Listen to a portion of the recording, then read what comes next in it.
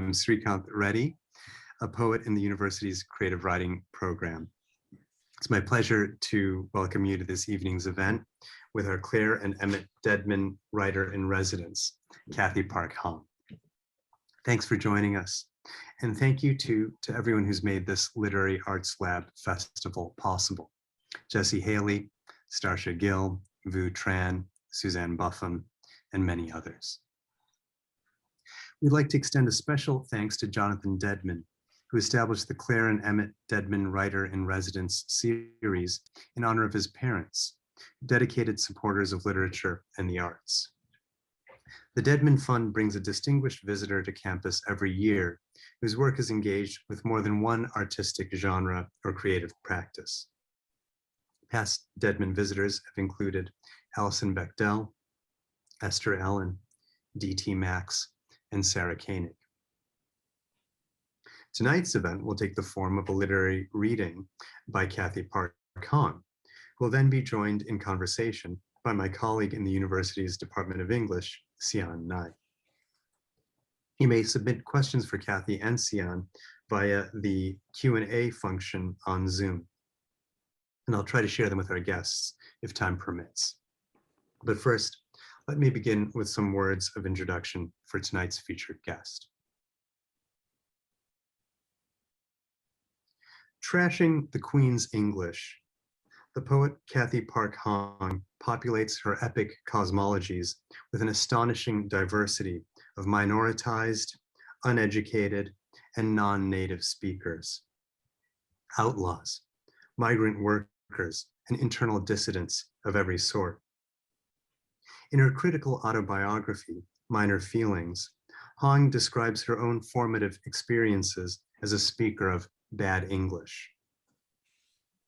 Born in the LA neighborhood of Koreatown to immigrants from Seoul, Hong only came into possession of English as a second language after entering the American educational system at age 6. Her book vibrates with the micro and macro traumas of an Asian American childhood. Ridicule from classmates and teachers, a mother disabled by inarticulate rage, a grandmother who fertilizes the family's scallion patch with a Folgers can of her own urine. Early on, my father learned that in America, one must be emotionally demonstrative to succeed. So he has a habit of saying, "I love you," indiscriminately to his daughters, to his employees, to his customers, and to airline personnel, Hong relates in a resonant essay titled Bad English. "Thanks for getting those orders in," he'll say before hanging up the phone. "Oh, and Kirby, I love you." Even love, our most operatic of emotions, can contract into what Hong calls a minor feeling under the sign of race in America. Hong's father professes his love to complete strangers, and one consequence of his bad English is that others may think him clueless about love itself. Later, Hong observes that Korean teenagers often say, "I love you" in English instead of their own language, because English offers a truer expression of their love. The immigrant says, "I love you" when he doesn't mean it. A teenager in Busan says, "I love you" because it's the only way to mean it. As a poet, I've always treated English as a weapon in a power struggle, wielding it against those who are more powerful than me, writes Hong. But I falter when using English as an expression of love. I've always been so protective of making sure that my family's inside sounds didn't leak outside, that I don't know how to allow the outside in. Like Shakespeare's Cordelia, Hong finds that the English language fails to mediate between inside and outside. But earlier in Minor Feelings, she teaches us a Korean word, jong, whose closest definition is an instantaneous, deep connection, often felt between Koreans. Jong might be described as a major feeling in a minor key. I feel something like this instantaneous deep connection reading Hong's work. No poet writing today projects Zhang across geographical regions, historical periods, and cultural regimes with such ferocity, intimacy, complexity, and beauty. Please join me in welcoming Cathy Park Hong to the University of Chicago. Oh, and Kirby, I love you. Oh my God. Thank you, Chico. That was for that extraordinary introduction. I think Kirby would be happy to hear that endearment from you. Thank you, Chico. I have to extend that chung to you because I've for the longest time have been a deep admirer of Chico's poetry and what he does with the English language. And I'm also really excited to have a conversation with Sian, who I told her previously I'm a little intimidated about having a conversation with her because, as I say, Minor Feelings is also influenced by her work, Ugly Feelings. But I thought I would read the very first few pages of United and also the very last pages of Minor Feelings in the Indebted. United. My depression began with an imaginary tick. For an hour, I stared at the mirror, waiting for my eyelid to flutter or the corner of my mouth to tingle. Do you see my tick? I asked my husband. No. Do you see my tick now? I asked my husband. No. Do you see my tick now? I asked my husband. No. In my early 20s, I used to have an actual tick in my right eyelid that spread so that my right facial muscle contracted my eye into an occasional Popeye squint. I found out I had a rare neuromuscular condition called hemifacial spasm, triggered by two cranial nerves behind my ear that became twisted. In 2004, when I was 26 years old, a doctor in Pittsburgh corrected my spasms by inserting a tiny sponge to separate the two entwined nerves. Now, 7 years later, I was convinced my spasms had returned, that somehow the sponge had slipped and my nerves had knotted themselves up again. My face was no longer my face, but a mask of trembling nerves threatening to mutiny.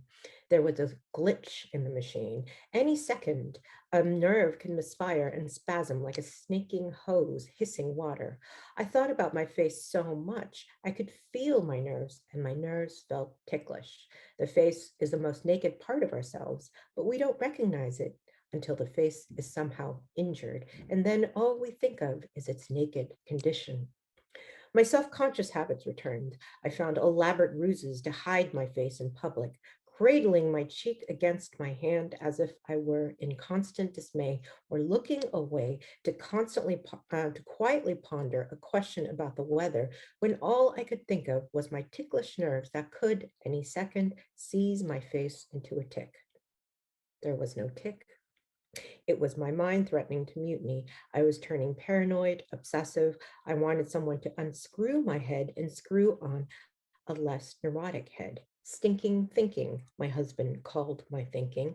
To try to fall asleep, I ingested whiskey, then in whiskey with Ambien, then whiskey with Ambien, Xanax, and weed, but nothing could make me sleep.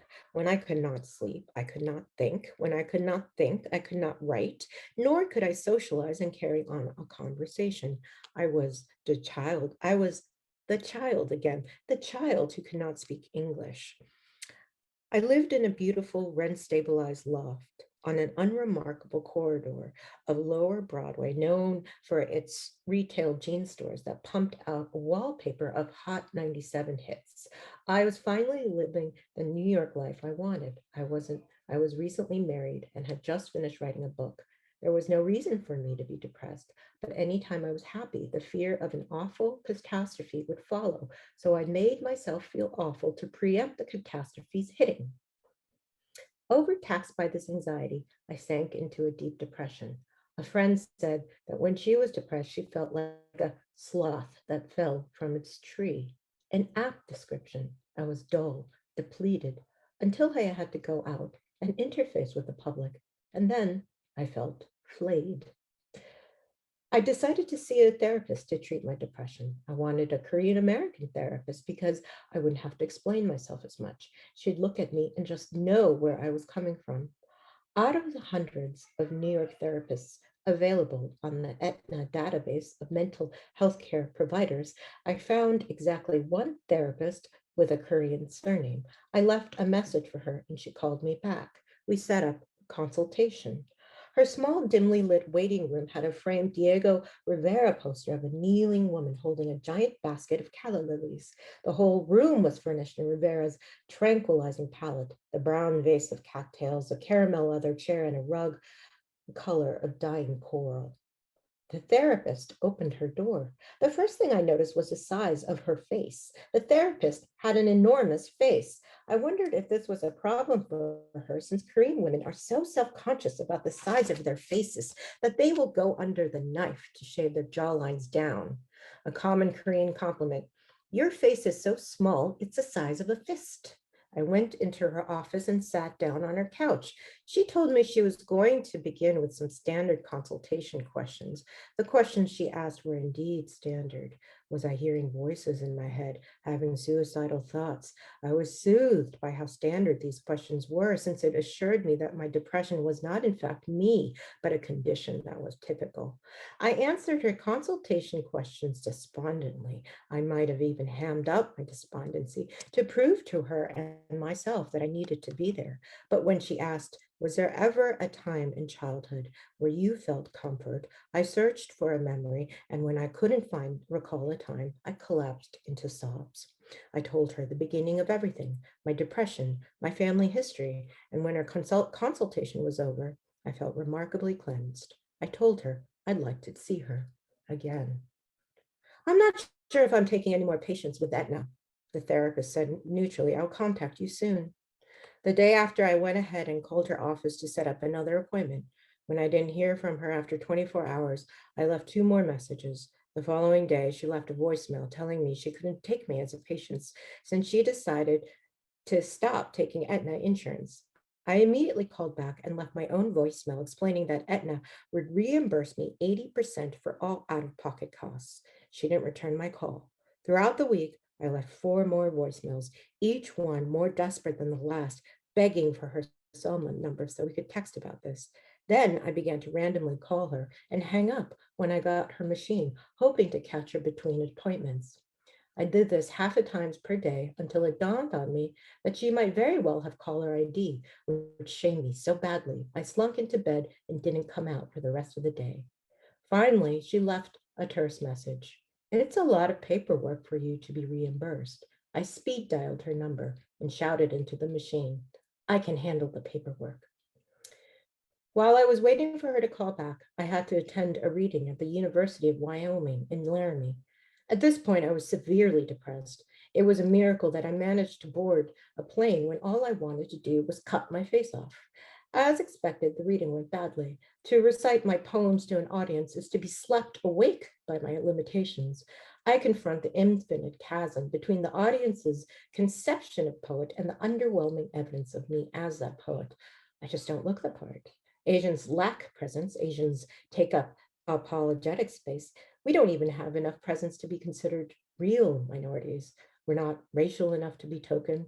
We're so post-racial, we're silicon. I recited my poems in the kazoo that is my voice. After my reading, everyone rushed for the exit.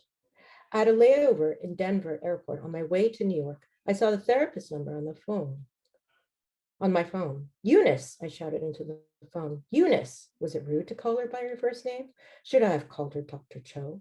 I asked her when I could make my next appointment. Her voice was cold. Cathy, I appreciate your enthusiasm, she said, but it's best that you find another therapist. I'll handle the paperwork. I love paperwork. I can't be your therapist. Why not? We're not right for each other. I was shocked. Every pore in my skin sang with hurt. I had no idea that therapists could reject patients like this. Can you tell me why? I asked feebly. I'm sorry, I cannot. You're not going to give me a reason? No. Why not? I'm not allowed to reveal that information. Are you serious? Yes. Is it because I left too many voicemails? No. Are you seeing someone else I know? Not to my knowledge. Then it's because I'm too fucked up for you, isn't it? Of course not, she said. Well, that's how I'm going to feel if you don't tell me why. You're making me feel like I should never open up and never share my feelings because I'm going to scare everyone away with my problems. Isn't this the opposite of what a therapist is supposed to do? I understand how you feel, she said blandly. If I do anything drastic after this phone call, it will be all your fault. This is your depression talking. It's me talking, I said. I have another patient waiting, she said. Don't fuck her up too, I said. Goodbye.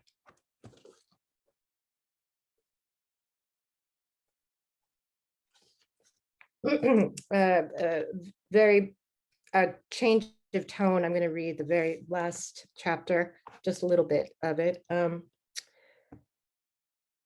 Nursing my daughter at the late blue hour when streetlights begin to pale, I saw a plane blinking across the sky. I wanted to be inside that plane, inside the white hush of a dimly lit cabin, white buds sunk into my ears, New York's skyline fading from view until it was a baby's breath of lights. When I first became a mother, I resented how locked in I was to my local environs. No more traveling alone, no more taking off when I felt like it. Landlocked, I stole away to the Red Hook Municipal Pool as much as I could to swim a few laps by myself, because being underwater was freedom. I tried to write an essay about the pool, beginning with the Red Hook Public Pool as a genuine commons, massive as a football field with space for every kind of kid, and gloriously free with free sunblock that comes out of a dispenser. And yet, historically, the public pool was one of the most hotly contested spaces for desegregation. On the East Coast, urban planner Robert Moses built the WPA pools mostly on the white side of New York so they would be out of reach for Black people. Southern towns fill their town pools in with concrete because they'd rather deprive everyone of the pool than share it with Black people. I saw a photograph of one such concrete-filled pool, now part of a parking lot for a bus depot. The only evidence of it is a forlorn 4.5 feet depth marker delineating the perimeters of where swimmers once splashed. It now looks like a grave marker. The public pool is such a stark example of how much this country has been hell-bent on keeping Black and white bodies apart that I became unsure if it was my history to retell. My interest was sparked by a childhood incident, but it discomfited me to attach my experience to a history that, next to the Black and white apartheid that has carved itself into the American infrastructure, felt anecdotal. I was 13. Deep in the pool, I swam like a bottom feeder until I could no longer hold my breath. As I surfaced, I heard a grown-up voice boom, "Get out." Treading water, I squinted towards the source of that voice to a backlit man who sternly said the pool was for residents only. This was at my aunt's apartment complex in Orange County. I told the man that my aunt and my little cousin, who was at the shallow end with my sister, lived here and I was babysitting. He didn't let me finish and ordered us to leave. As I clicked the gate behind us, I heard him say, "They're everywhere now." We're everywhere now. We have taken over Orange County. Some of us are even rich housewives in Orange County. The takeaway from the crowd-pleasing opening scene in the novel and film Crazy Rich Asians is the following. If you discriminate against us, we'll make more money than you and buy your fancy hotel that wouldn't let us in. Capitalism as retribution for racism.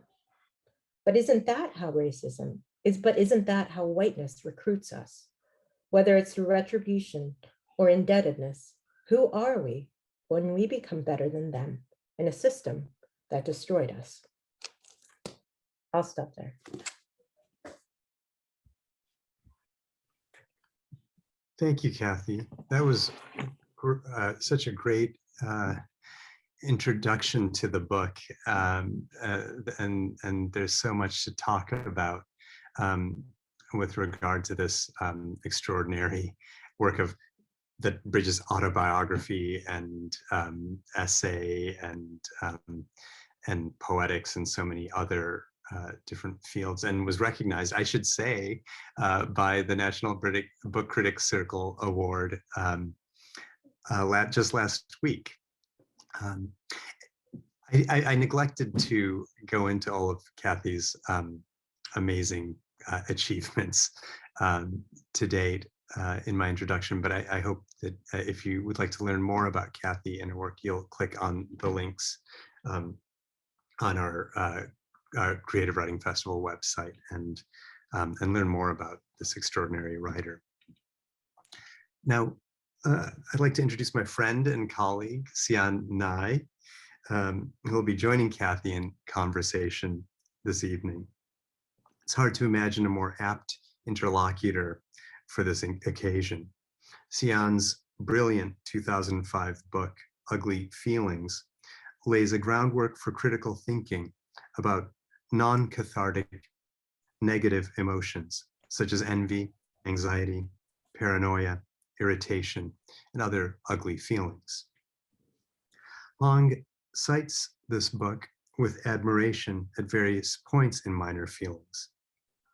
And the resonance of their book's titles may alert us to complex and subtle affinities of their writings on race, affect, and culture.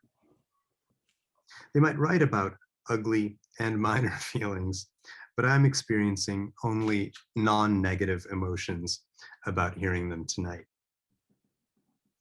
Please note that we've opened the Q&A function on Zoom for you to ask your own questions of our visitors if time permits. And join me in welcoming Sian Nai to the Literary Arts Lab Festival. Over to you, Sian. Thanks, Chiku. Well, it's a huge honor to be here. And I want to thank both of you. And Cathy, thank you for that reading of really an extraordinary book, one that I've actually given to so many people who really needed the book around now. And I almost didn't want to start with this, but you know, you're in New York, and I just wondered, like, have people talked to you about some of the things that you bring up in this book, in conjunction with, you know, all the acts of, you know, really intense, you know, anti-Asian violence that have been happening. I mean, yeah, I mean,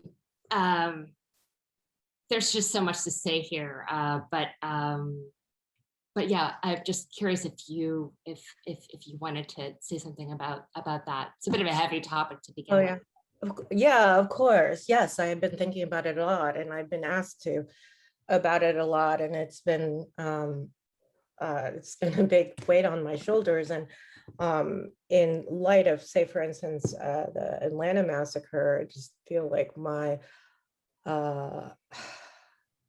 book doesn't come anywhere near to thoroughly responding to all the issues that the Atlanta massacre brought up, such as the sex workers, working class, invisible working class among Asian Americans who the gun violence, gender violence, like all of that. I felt like I barely grazed in Minor Feelings. But but I have been, it's been a very difficult year, but one kind of very uncommon or an unprecedented reaction I've gotten as a writer was the number of Asian American women, especially, who have sent me many missives saying how much they felt like they found a language or felt seen or felt like there was a mirror to their experiences. And then they were able to and that and the most really moving ones were the emails where they say, or the DMs where they say that the book is a kind of helps them, gives them a language to uh, hold on to through a lot of this violence. And I find that really humbling, but also a little bit daunting, right? Because I never intended Minor Feelings to be a handbook to the Asian American experience, and nor I be the authority on much of the anti-Asian violence that's been happening. I mean, the book began with the essay about friendship and education. And I intended originally it to be about more of a portrait of an artist, my portrait of an artist. Uh, and it was more about sort of the institutional racism in poetry and art. And then it kind of expanded from there. And I realized that what was the kind of nascent question that I was afraid to ask, but that I was constantly asking throughout the book was, is there an Asian American consciousness? Or can there be an Asian American consciousness the way there is a Black consciousness? And that's always a question. I never seek to answer it. But in my response to it was my own sort of attempt to be as honest and as subjective as I could to kind of project my own minor feelings, and should not be mistaken for microaggressions. Minor feelings are major feelings in a minor key, Chiku. That's like very apt. To be as plain spoken as possible about my own sort of conflicted, roiling, discontented consciousness, which was also very inhibitive of me, because it made me very self-conscious, because as a poet, as you know, I like to dress up my poetry in lots of different kinds of accents and dialects and so forth. So to write in this kind of plain spoken way was quite stressful for me. But I felt I had to do it in that plain spoken way. But so I think it's been strange, you know, and it's been also gratifying, and it's been also, I feel also a huge responsibility, but I also have been really incredibly moved by this galvanizing movement that's happening among Asian Americans. And what I hope, and what I was, you know, my desire in the book, if a book can ever be a kind of can agitate any kind of action, is that it would help continue some kind of Asian American radical tradition that is intersectional and coalitional and anti-capitalist and pro-abolition, that it takes into account all the class disparities within the Asian American community, and have bridge that with the with Black, Latinx, Indigenous Americans. So, and I see that happening, but I don't know where it's going to go. And I just want to say that, like, you know, I find the videos the video recordings to be very upsetting, but also very divisive. And I think about how an image that becomes viral can so easily be weaponized depending on the the group who decide to weaponize it. And you know, and I've been thinking a lot about the 65-year-old Filipino woman who was cruelly beaten and by a man who turned out to be homeless and a former convict, which I think is more an indictment of our failing mental health care system rather than Black people beating up Asians, you know. But I was also thinking about what was really upsetting, of course, was the security guards who didn't who closed the door and didn't help. And I was thinking that I was having an argument with a friend about how, or not an argument, a discussion, and where she said everyone's scapegoating those bodyguards. They weren't thinking about themselves. They weren't out for themselves. They were just doing their job. They were scared they were getting fired. And they were protecting the residents. That was the job, what they had to do. And I was thinking about that. And I agreed with her. And she said it didn't matter if the person, if she was Asian. The woman who was saying this was Korean, by the way. And I was thinking about that, and I was thinking, yes, that's right. It's not about the individual; it's a role that they play, and it's about the fact that they're bodyguards, and it's the fact that, you know, they are managing these borders between desirables and undesirables, and their job is to protect property, and protect capital, and protect the residents who have that, who are part of that property.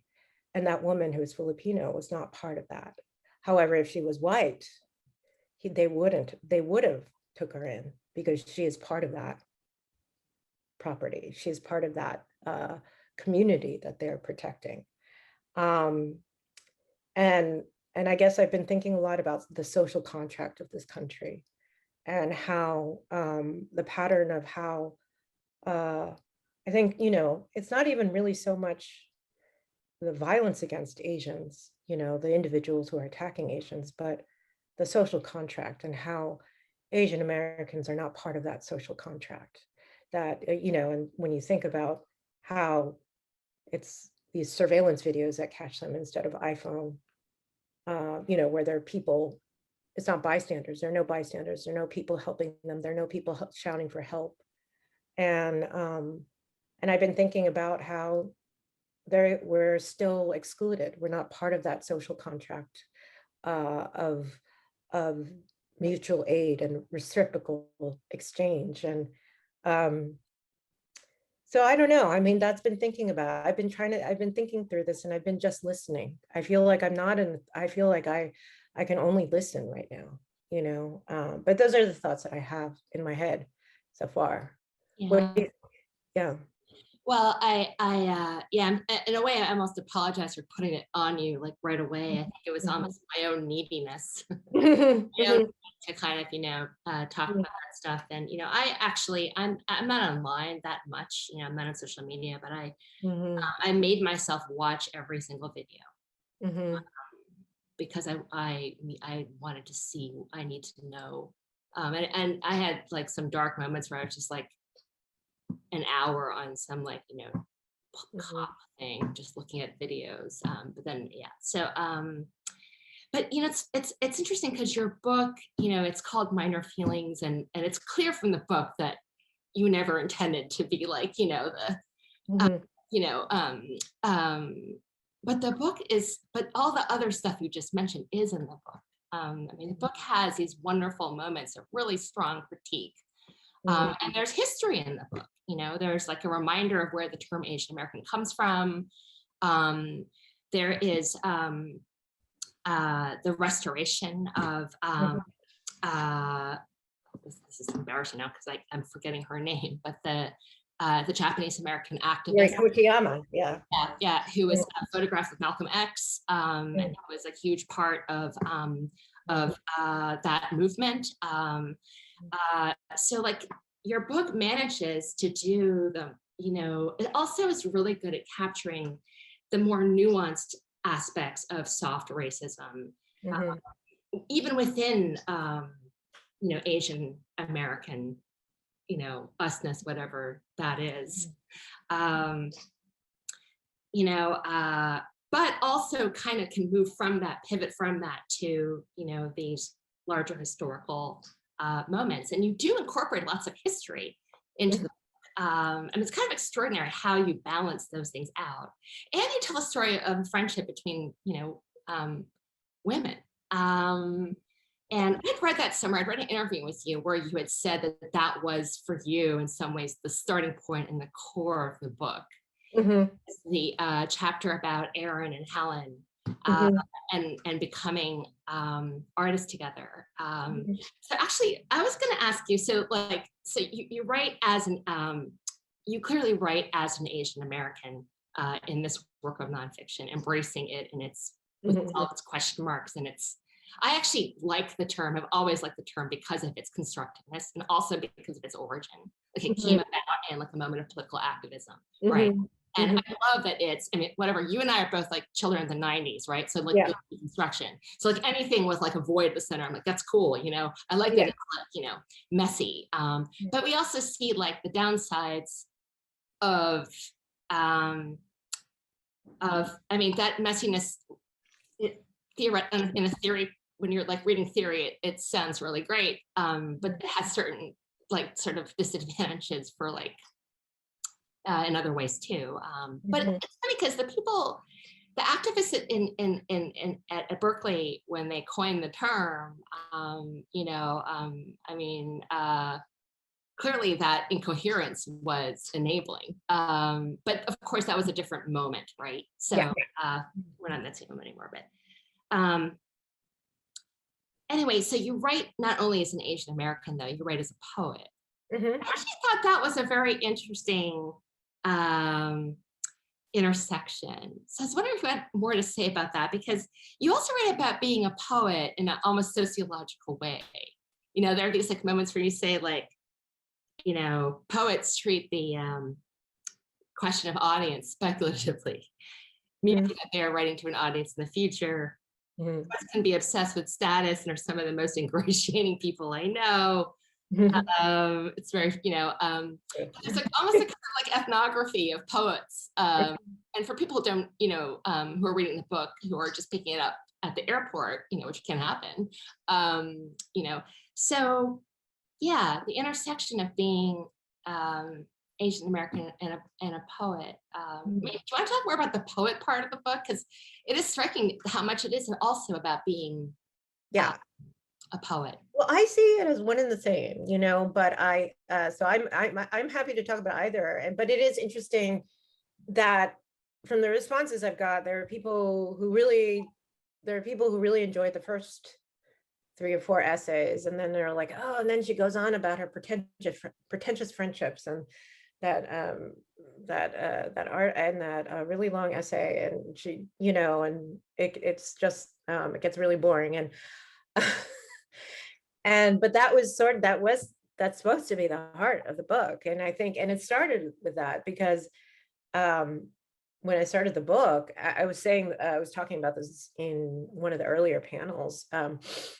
It the book was, as I was saying, it was kind of like a portrait of an artist, but it was a portrait of an artist that kind of critiqued the frame that the artist was in, and the museum that it was excluded from, yada yada yada. So it was my experience of uh coming of age as a poet, and also just the kind of manufactured narratives that I was supposed to that was sort of that was this kind of tacit sort of imposition on me, and it was my sort of maybe it was a little bit of some of my beef with the poetry world.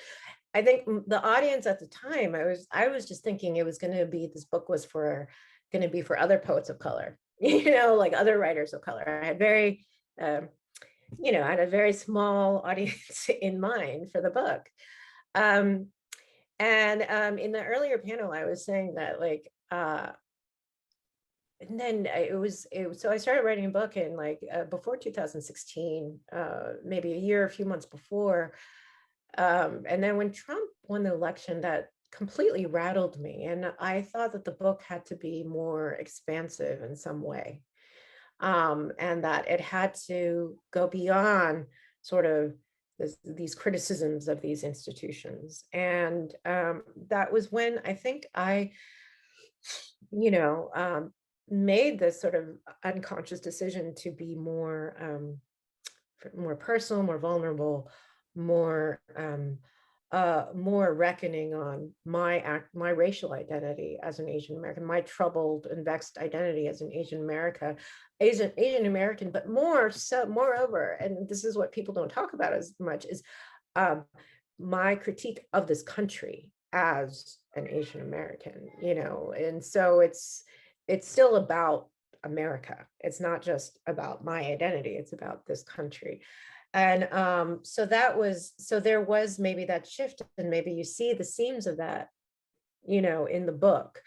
But the friendship was very important for me to chronicle, because I think, I got this question a couple times. There's like, what is Asian American outside the white gaze? And, or do you always, in order to talk about it, do you always have to talk about the white gaze? And I thought, like, to community is very important. And my friendship with Helen and Aaron was an example of this very empowered friendship that didn't have anything to do, well, yes, it had in some ways had to do with whiteness, but it also didn't, where we kind of built our own community. And yes, we were jerks maybe, and we were maybe somewhat pretentious, and it was also very dysfunctional friendship, and very toxic, that had its own set of ethics when I wrote about it, about whether I should write about this friend or not.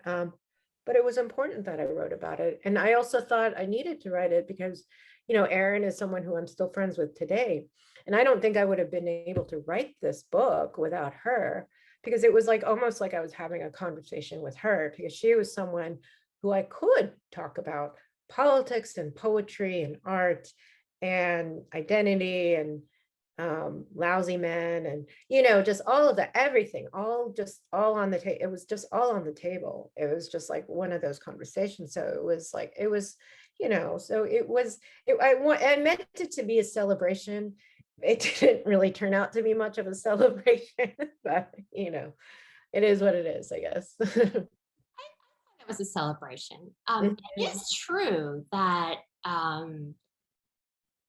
it's interesting, because I really do I like that chapter very much, because I'm also interested in what that chapter is about, which is the weirdness of not the weirdness for people who are involved in female friendships, but just like female homosociality, kind of under theorized kind of social relationship, for reasons that are sort of like adjacent to kind of the invisibility of Asian Americans. That's not really a coherent thought.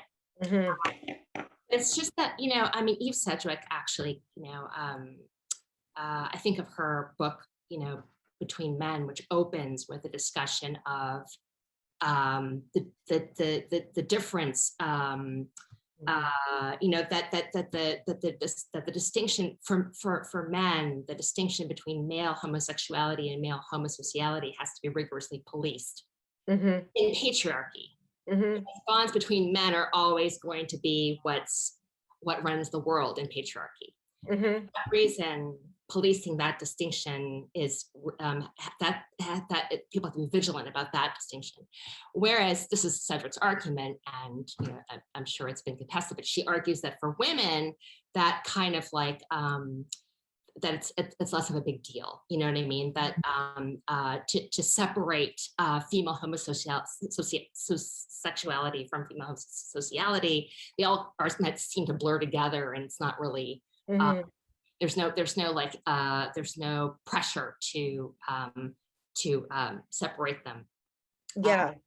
Well, that was definitely my intention with the friendship as well, was that there was a sort of a blurring of, in our kinship and it was like a blurring of kinship,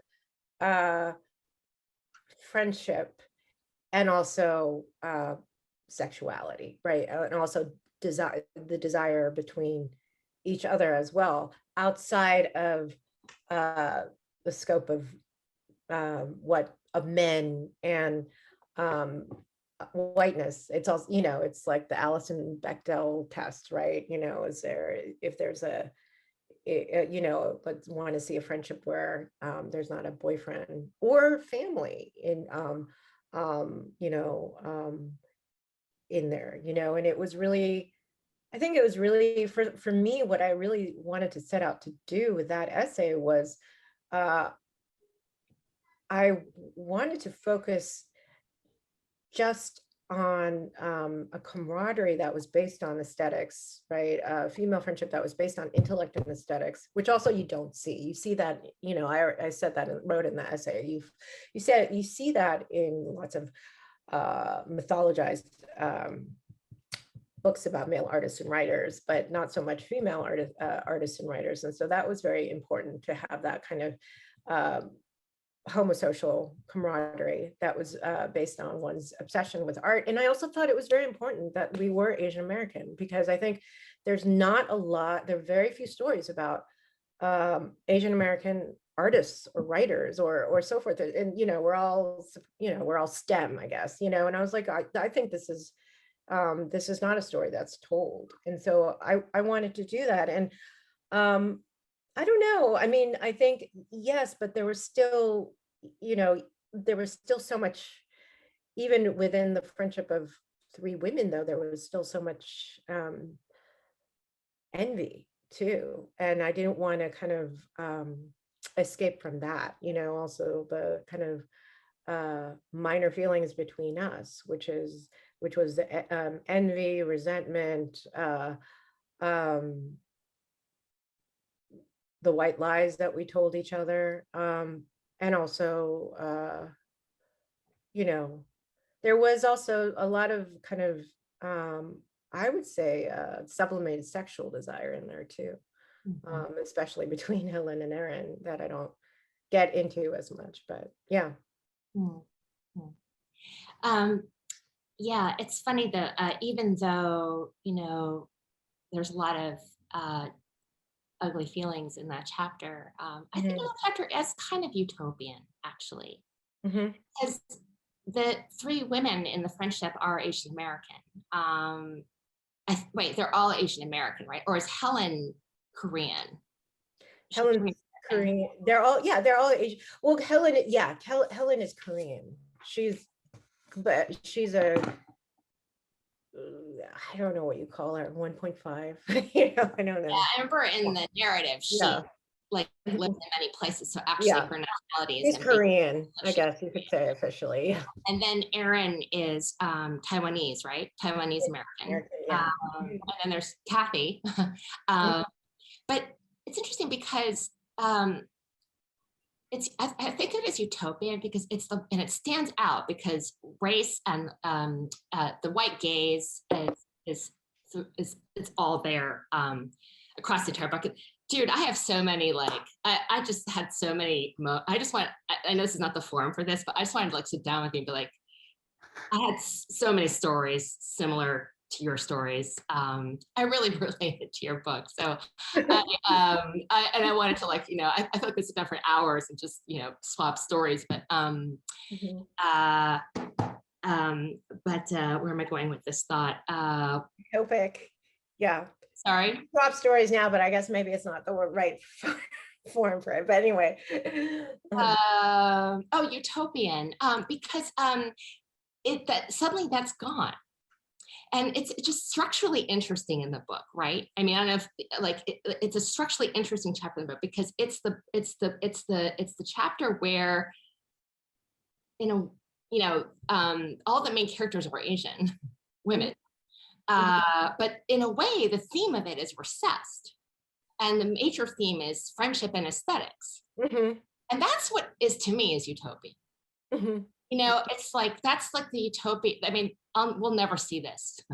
We'll never see this. I'm sorry, I've gotten really pessimistic. We're never going to see this in our lifetime, I don't think. Sorry. But where that's where race is just it's just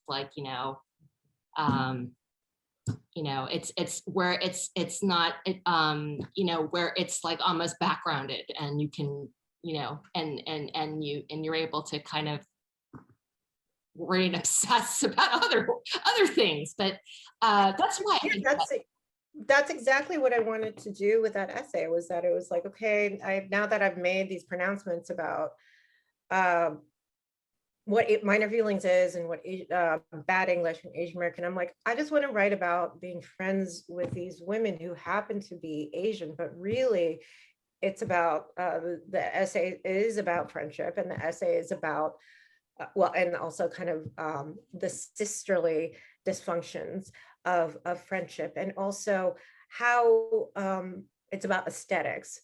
Um, and also it's also like many of my other essays, it's also about the process of writing that essay and wanting it to be one thing and not being like, so in this essay I wanted to mythologize that friendship, right? I wanted to mythologize that friendship and just celebrate that friendship. And in fact, I was just going to focus on Erin because I was like, I can't write about Helen because she's too fucked up, and it's not an ideal example of feminist camaraderie, so I'm going to just focus on this. And also I was modeling this on other kind of these kind of mythologized narratives of male friendships, where it's like they're just hanging out, getting drunk, and so forth. And I was like, but that's not the reality. That's not the kind of friendship I had. And it wasn't also just a friendship that was based on I couldn't just focus on art and us talking about art and talking about writing, because our backgrounds, our family history, and whatever intergenerational trauma that we had did interfere with our relationship, and with our relationship. But that also enriched our friendship and enriched our art making into something special. And I didn't want to create this division. I just wanted it to be just one blurred mess. It was like friendship, art. And yes, there's some intergenerational trauma. And there's also these like sort of hidden stories of family. I also didn't want the friendship to be about our dysfunctional relationship with our mothers, or like the way that a lot of immigrant stories work, but that of course has to be in there somewhere. But I think it was utopic in a way. And I think before that, I sort of, at the time, I think I tried to intentionally set it up like I write about Wu Sang, right? That artist who made a video about, it's called Wildness, and it was a night trans bar, Mexican trans bar, where they had where he had a night where it was everyone got together. It was like queer artists, trans Central American trans performers, and the friendships that were developed. And then what was I was very seduced by that documentary at the time. And I really loved what he said, was that he wanted to, and it's this idea of what Fred Moten also talks about, the undercommons, right? And the undercommons I see is also kind of utopic, where it's like in the commons, you're always fighting for real estate, right? You're always reacting against something. You're always reacting against capitalism, whiteness, patriarchy, whatever. And you're so busy saying what you're not that you don't get to what you are. Whereas in Wu Sang's video, he's like, what wildness allowed was that we were able to create instead of react. We were able to kind of make our own world. We were able to build our own worlds, and we were away from sort of this public gaze. And that I find to be a utopic. And the idea utopia doesn't exist, right? It's like utopia is something that is transient. It's just a moment. It's transient, it's temporary.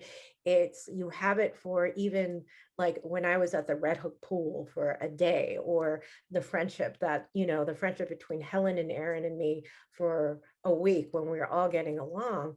But it's a moment, it's a reminder of what life could be, that kind of galvanizes us to continue on with the struggle. And that was what I thought that kind of community of trans artists of color were, before, I guess, it started getting gentrified and Wu Sang started feeling really guilty and so forth. And I thought that was like what I was trying to, the best moments between Helen and Aaron and me, where we didn't have to explain ourselves, where we didn't have to, or there wasn't that same kind of competition that you see, or what Hannah Arendt calls negative solidarity from social media, or these like institutions that make art writers and artists compete with each other. It was real a sense of creation, and the beauty of that creation through conversation that I tried to capture.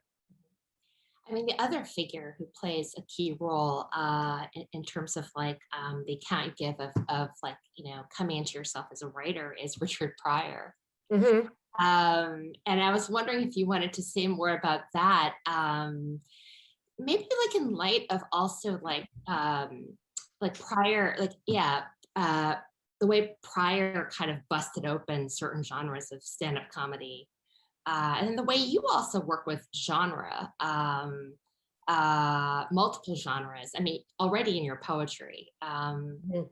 So yeah, I mean, is Pryor still on your mind? Pryor's always on my mind. I mean, he's a huge inspiration to me, and I'm also, I mean, I've always been drawn to writers and artists who didn't care about genre. They were never constrained by genre. They just used, for them, it was more, I mean, I guess this is what people describe conceptual artists being, but like they're more motivated by an obsession or an idea or a concept, and they use whatever medium or genre necessary to realize that concept or idea or medium. And I've always abided by that. And Teresa Hakim Cha is another example of a writer who does that. And so is Richard Pryor, who is a storyteller, a comedian, an actor, a revolutionary in his own way, right? And I was very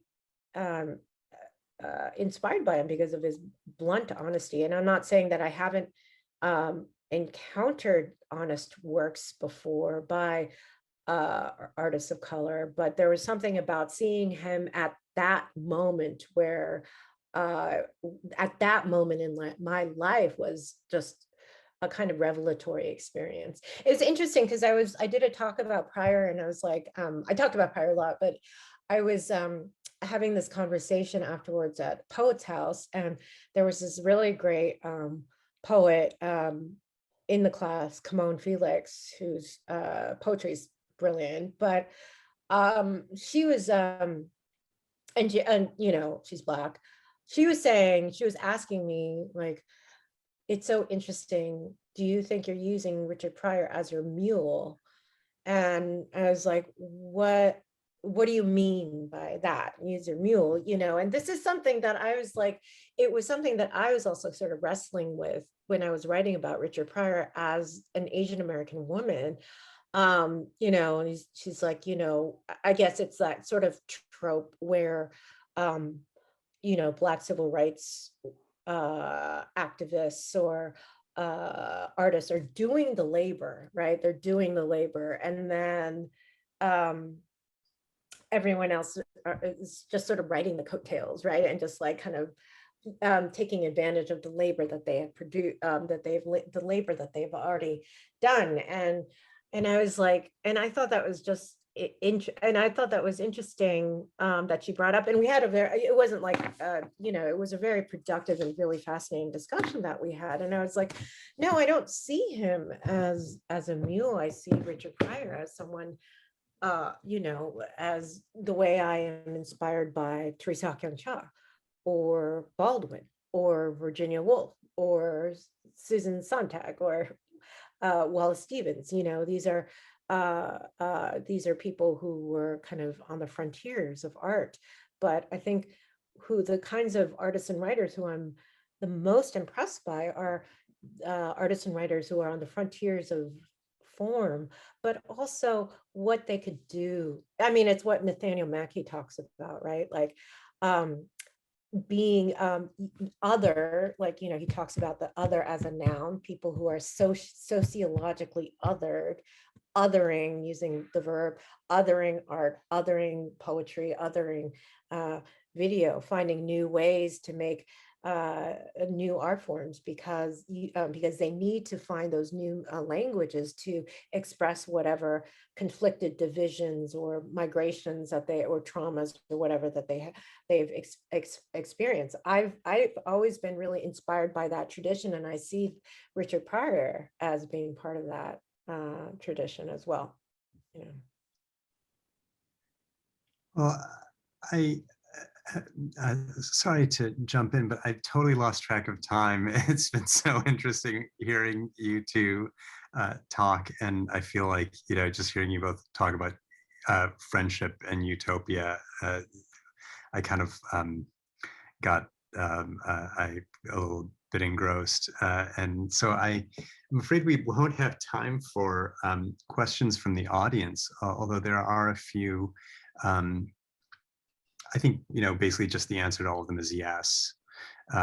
So that's the short version of the audience Q&A. But I want to thank you, Cathy and Sion, for this amazing conversation and this beautiful reading from your book, Cathy. I hope everyone will go out and buy and read Minor Feelings. It's an extraordinary work of life writing and critique and so much more, and was recognized as such by its recent award from the National Book Critics Circle. So thank you both, and thank you all for coming tonight. Our spring festival concludes tomorrow with 2 Saturday events: a panel on sound, image, and text in literature with Douglas Carney, Kristen Radke, Valeria Luiselli, Will Boast, Ilya Kaminsky, and Jennifer Scapitoni, moderated by Edgar Garcia at noon Central Time. And our final event will be the Kestenbaum Writer in Residence fiction reading by Valeria Luiselli at 6 p.m. Central Time. Please join us tomorrow. You can register at cw.eventbrite.com. And please join me in thanking Cathy, Park Hong, and Xian Dai for a really amazing evening of thought and literary thought.